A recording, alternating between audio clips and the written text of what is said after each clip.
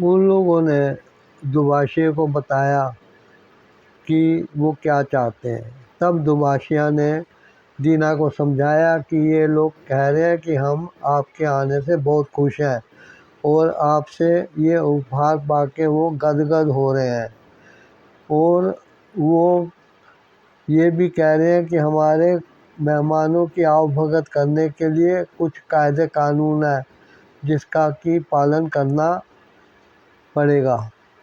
दीना बहुत खुश हुआ। दुभाषिया ने कहा कि ये लोग पूछ रहे हैं कि हम वो चीज़ अपने मेहमानों को उपहार में देते हैं जो उसे यहाँ बहुत ज़्यादा पसंद आती है। इस पर दीना ने हाथ उठाकर ज़मीन की तरफ इशारा किया। कहता, मुझे तो यहाँ की ज़मीन बहुत पसंद है। हमारे यहाँ ऐसी उपजाऊ और बड़ी ज़मीन तो है ही नहीं जहाँ हम अच्छी खेती कर सकें। मैं यहाँ की ज़मीन देखकर बहुत खुश हूँ और चाहता हूँ कि यहाँ पे मैं खेत लेकर खेती करूँ और खूब अच्छी उपजाऊ ज़मीन में खेती करने के बाद मेरी अच्छी कमाई हो।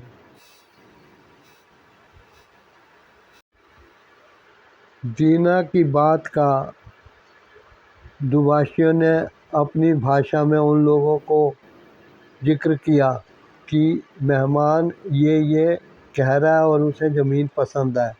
इस पर वो लोग बहुत खुश हुए। एक तरह से वो नाचने ही लगे थे और बड़ी अच्छी निगाहों से वो दीना को देख रहे थे। लेकिन तभी वातावरण कुछ गंभीर हो गया। दीना को समझ नहीं आ रहा था कि वो आपस में क्या बात कर रहे हैं, इसलिए उसने दुभाषिया से पूछा कि अब किस बात की अड़चन आ गई है। इस पर दीना ने कहा कि ज़मीन के लिए तो ये राज़ी हैं, लेकिन उनका सरदार अब इस समय यहाँ हाजिर नहीं है। वो उससे भी पूछना चाहेंगे कि ज़मीन देनी चाहिए, कितनी देनी चाहिए, कैसे देना चाहिए, और बिना सरदार के जाने और उसकी हामी भरे हम ये ज़मीन तुम्हें नहीं दे पाएंगे। दुभाषिया ने बताया कि यहाँ लोगों की दो राय हैं। एक राय तो ये है कि बिना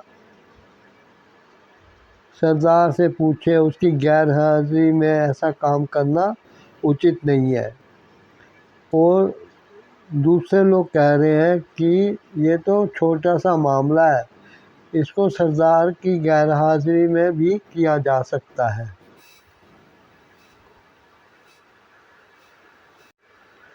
यह बातें हो ही रही थी कि तभी एक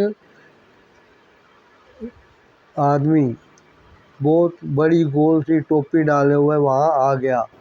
उसे देखते ही लोग चुप हो गए और एकदम खड़े होकर उसे अभिवादन करने लगे। दुभाषिया ने चुपके से दीना से कहा कि यही हमारा सरदार है। दीना ने जैसे ही ये सुना, उसने लाए गए उपहारों में से एक रेशमी लबादा और चाय का एक डिब्बा उठाया और उस की तरफ बढ़ा। सरदार ने बड़े प्रेम से उपहार स्वीकार कर लिए और जाके अपने आसन पे बैठ गया।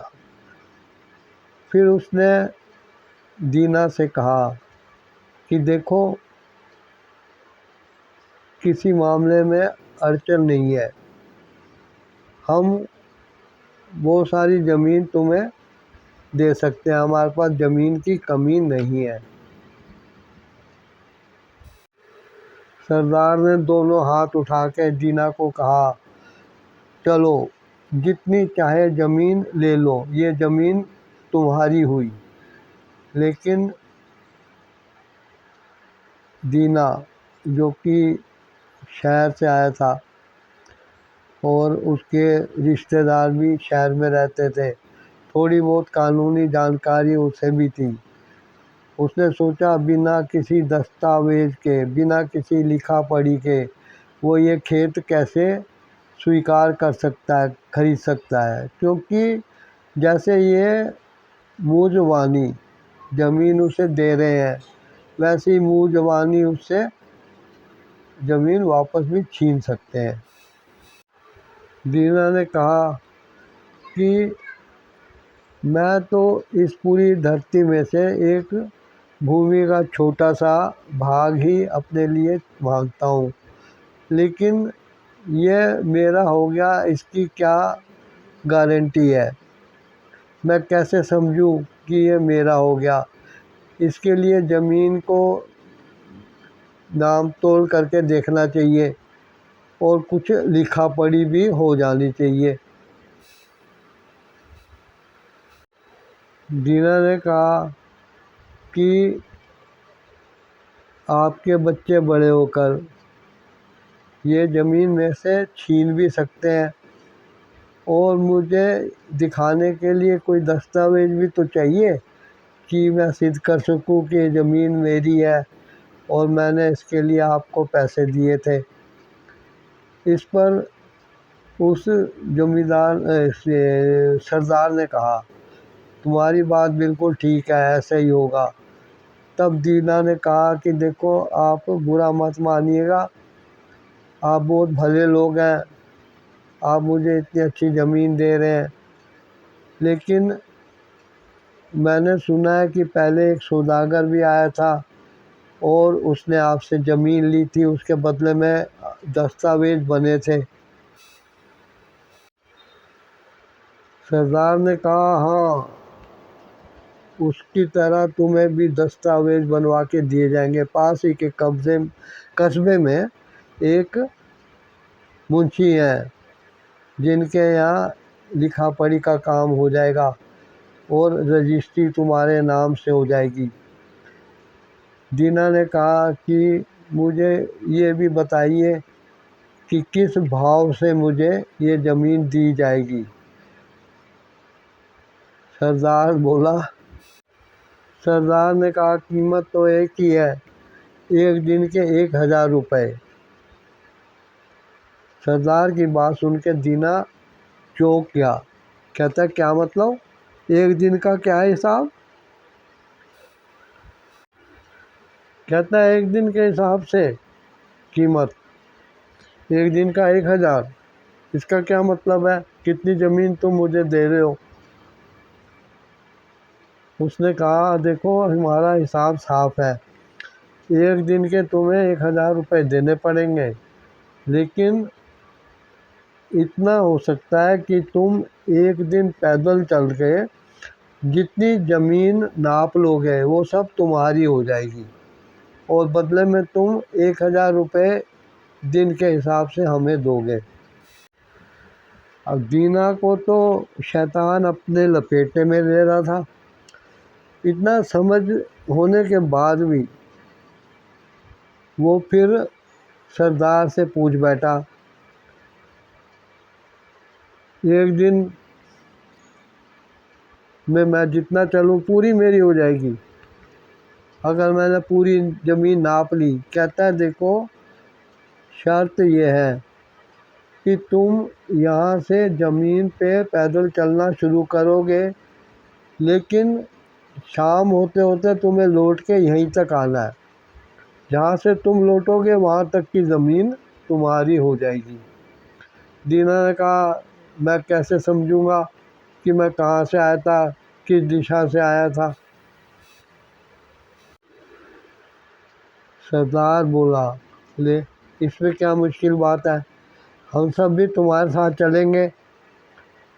तुम रास्ते में जहाँ चाहो, जहाँ से ज़मीन शुरू करना चाहो लेनी, वहाँ पे हमें रोक देना और तुम एक फावड़ा लेके जाना और जितनी ज़मीन तुम्हें पसंद आ जाए उस पर एक फावड़े से बहुत बड़ा गड्ढा खोद देना और घास फूस का ढेर उसमें लगा देना, ताकि ये निशानी रहे कि तुमने यहाँ तक की ज़मीन को पसंद किया है। उसके बाद हम हल लेकर उस जगह को नाप लेंगे कितनी कितनी ज़मीन हुई। सरदार की बात सुनकर दीना को लगा कि ये कोई मुश्किल काम नहीं है। सरदार ने कहा था, सूरज डूबने तक तुम ज़मीन से निशान लगाते हुए वापस इसी जगह पे आ जाओगे जहाँ से तुमने शुरू किया था। दीना राज़ी हो गया। उसने कहा, सरदार कल सुबह मैं ये काम शुरू कर दूंगा, आप सब भी तैयार रहिएगा। इस पर गपशप हुई, खूब हंसी मजाक हुआ, खाना पीना हुआ। काफ़ी रात तक खाना पीना चलता रहा, शराब उड़ाई गई और उसके बाद सरदार ने कहा, और प्रेमचंद जी ने ये दिखाया कि वो सरदार हिंदी भाषा जानता था, इसलिए सरदार की और दीना की बात डायरेक्ट वे में हो रही है, इनडायरेक्ट नहीं हो रही। ठीक है जी, आई एम सॉरी। और देखिए, सरदार ने हुक्म दिया कि मेहमान के लिए कालीन पर नर्म परों वाला बिस्तर बिछाया जाए और उसे आराम से सो जाने दिया जाए।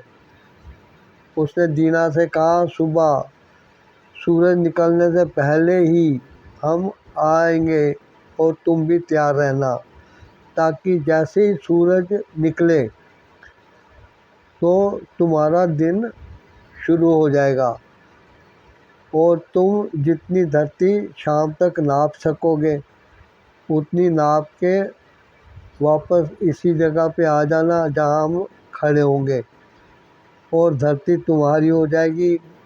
एक दिन का 1000 रुपया पूरी धरती का तुम्हें देना पड़ेगा। दीना मन ही मन मुस्कुरा रहा था। वह लेट गया। लेट कर उसे नींद ही नहीं आ रही थी। वो ज़मीन के बारे में सपने देखने लगा। उसने सोचा कि दिन भर में कम से कम 35 मील तो वो धरती नाप ही लेगा, तो 1000 रुपये ज़्यादा महंगे नहीं पड़ेंगे। वह सोचने लगा, 35 मील ज़मीन अगर वो ले लेता है तो ज़्यादा महंगा सौदा नहीं रहेगा। उसमें वो खेती बाड़ी करेगा और जो धरती का टुकड़ा उसको घटिया लगेगा उसको तो वो बेच ही देगा, अपने पास वही ज़मीन रखेगा जो कि उपजाऊ होगी।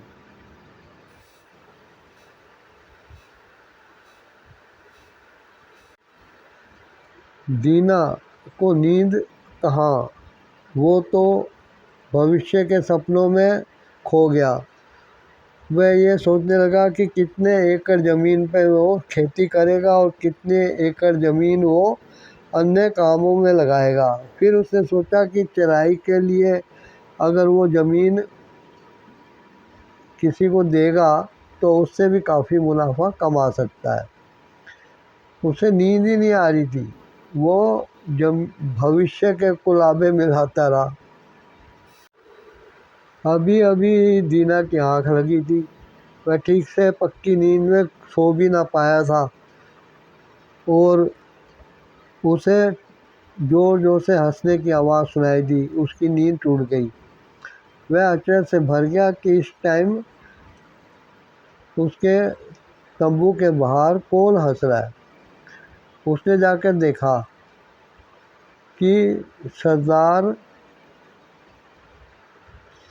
सामने बैठा है और उसी तरफ देख के पेट पकड़ पकड़ के लोटपोट हो रहा है।